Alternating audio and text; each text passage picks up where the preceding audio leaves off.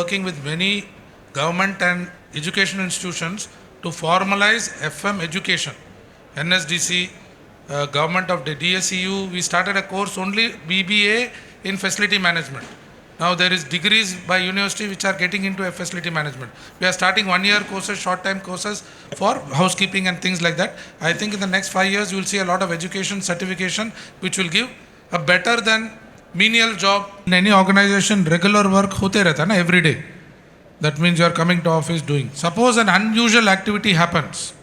For example, I am sure many of you here, you may be service provider or from the occupier or the FM head of a company.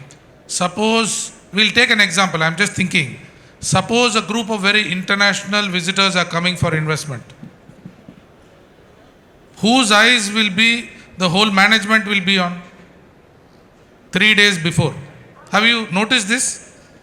If there's an important delegation coming to your office or to your company or to your organization, whose eyes the entire organization is on? First thing they will say, please keep the place spick and span.